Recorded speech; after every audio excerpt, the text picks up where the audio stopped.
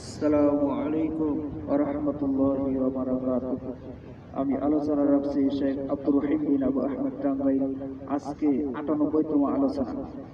আজকের আলোচনার বিষয় হলো নবী সাল্লাল্লাহু আলাইহি সাল্লাম বলেছেন, তোমরা জাহান্নাম থেকে আত্মরক্ষা করো, আমি আল্লাহ তাআলার শাস্তি থেকে বাঁচার জন্য তোমাদের কোনো উপকার করতে পারবো না। এই বিষয়ে একটি আয়াতের অংশ ও একটি হাদিস আলোচনা করব ইনশাআল্লাহ। ইন্নাল হামদুলিল্লাহি ওয়াহদাহু ওয়াসসালাতু ওয়াসসালামু আলা মান লা নাবিয়্যা বা'দাহু আম্মা বা'দ। আউযু বিল্লাহি মিনাশ শাইতানির রাজীম। وأنذر عشيرتك الأقربين سورة الشعراء 214 নং আয়াত। حدثنا أبو اليماني أخبرنا شعيب عن الزهري أخبرني سعيد بن مسيب وأبو سلمة بن عبد الرحمن أن أبا هريرة قال আবু হুরায়রা রাদিয়াল্লাহু তাআলা আনহু হতে বর্ণিত, তিনি বলেন,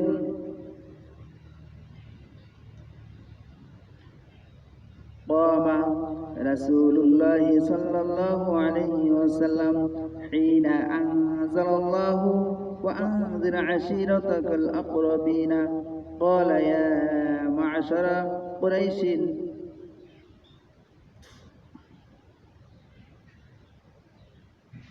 আল্লাহ তাআলা যখন সূরা শুআরা 214 নং আয়াতে আল্লাহ তাআলা যখন নাযিল করলেন ওয়া আনযির আশীরাতাকাল আকরাবিন,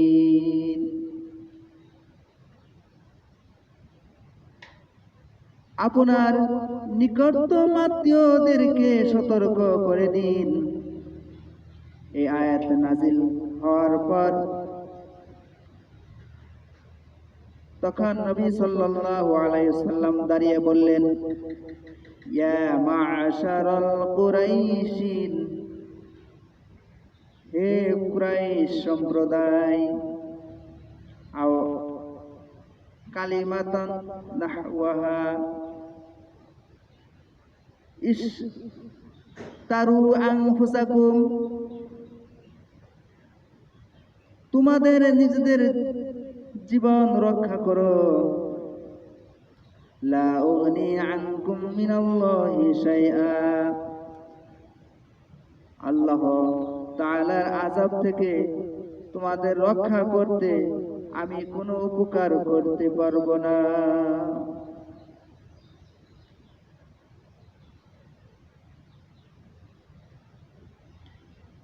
ইয়া বানি আবদি মানাফিন লা উগনি আনকুম মিনাল্লাহি শাইআ, হে বানু আবদি মানাফ, আল্লাহর তাআলার আযাব থেকে রক্ষা করার জন্য আমি তোমাদের কোনো উপকার করতে পারবো না।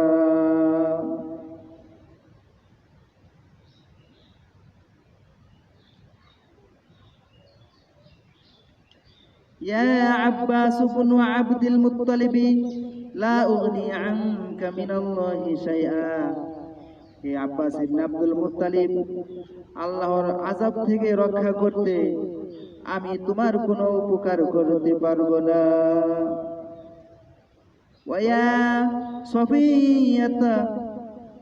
সফিয়াতু আম্মাতা রাসূলিল্লাহ, রাসূল সাল্লাল্লাহু আলাইহি সাল্লামের ফুফু সফিয়াকে বললেন, লা উগনি আনকি মিনাল্লাহি শাইআ, হে সফিয়া, আল্লাহর আযাব থেকে রক্ষা করতে আপনাকে কোনো উপকার করতে পারবো না। ওয়া ফাতিমাতু বিনতু মুহাম্মাদিন, হে মুহাম্মাদের কন্যা ফাতিমা, ফাতিমা বিনতে মুহাম্মদ, সালিনি মা শি'তি মিন মালি, আমার ধন সম্পদ থেকে যাহা ইচ্ছা চেয়ে নাও, লা উগনি আনকি মিনাল্লাহি শাইআ, আল্লাহর আযাব থেকে রক্ষা করতে আমি তোমার কোনো উপকার করতে পারবো না। আলহামদুলিল্লাহ, কত সুন্দর কথা আমরা জানলাম যে আল্লাহ তাআলা যখন সূরা শুআরা 214 নং আয়াতে আল্লাহ তাআলা যখন বলেছেন ওয়া আনজির, আর আপনি হে রাসূল আপনি সতর্ক করে দিন, আশিরাতাকাল আকরাবিন, আপনার নিকটতম আত্মীয়দেরকে। সে সতর্ক হলো মৃত্যুর পরে জাহান্নামের শাস্তির কথা, জাহান্নামে না যাওয়ার জন্য, জাহান্নাম থেকে বাঁচার জন্য সতর্কতার কথা বলেছেন কোরআন মাজিদে। তো এই আয়াত নাযিল হওয়ার পরে নবী সাল্লাল্লাহু আলাইহি সাল্লাম কি করলেন? দাঁড়ালেন, দাঁড়িয়ে বললেন যে এখানে বলা হয়েছে যে কমা, তিনি দাঁড়ালেন, দাঁড়িয়ে এই আয়াত নাযিল হওয়ার পর তখন বললেন ইয়া মা'শারা কুরাইশিন, হে কুরাইশ সম্প্রদায়, ইস্তারু আনফুসাকুম, তোমরা আত্মরক্ষা করো, তোমরা জাহান্নাম থেকে বাঁচো, লা উগনি আনকুম মিনাল্লাহি শাইআ, আল্লাহর আযাব থেকে রক্ষা করতে আমি তোমাদের কোনো উপকার করতে পারবো না। এটা তার চাচা, তার সন্তান নবী সাল্লাল্লাহু আলাইহি সাল্লামের ফুফু আর কুরাইশ বংশের সবাইকে এটা তিনি দাঁড়িয়ে উচ্চকণ্ঠে জানিয়ে দিলেন যে তোমরা আল্লাহর আযাব থেকে তোমাদেরকে বাঁচার জন্য আমি কোনো উপকার করতে পারবো না। তা আমাদের রাসূল এমন একটি কথা আমাদেরকে জানিয়ে দিলেন যে এটা খুবই, কথার মধ্যে খুবই গভীরতা আছে। আমাদের রাসূল সবাইকে সুপারিশ করবেন, সুপারিশ ছাড়া জান্নাতে যাবে না। জাহান্নাম থেকে অনেক মানুষ সুপারিশের কারণে জান্নাতে আসবে, অথচ নিজের কন্যা, নিজের সন্তান, নিজের ফুফু, চাচা, নিজের বংশের লোকেরা তাদেরকে কোনো উপকার করতে পারবেন না। কত কঠিন কথা। অথচ নবী সাল্লাল্লাহু আলাইহি সাল্লাম যে সুপারিশ করবেন এটা আল্লাহ তাআলার পক্ষ থেকে অনুমতি সাপেক্ষে। যাই হোক, আজকাল আমাদের বাংলাদেশে 2 লক্ষর অধিক, কয়েক লক্ষ পীর আছে। এখানে কয়েক কোটি মুরিদ, তারা পীরেরা মুরিদকে জান্নাতের টিকিট বিক্রি করে, তারা ভণ্ডামি করে মানুষদের অর্থ সম্পদ লুট করে খায়। বলে আল্লাহর সাথে সাক্ষাৎ হয়, তো জান্নাতে কে কে যাবে এটা আল্লাহর কাছে বলে দেওয়া হয়, আল্লাহ সেগুলো অনুমোদন করে রেখে দেয়। নানান কিছু ভণ্ডামি করে করে তারা লোকদেরকে হাতে রাখে এবং তাদের সম্পদ লুটে পুটে খায়।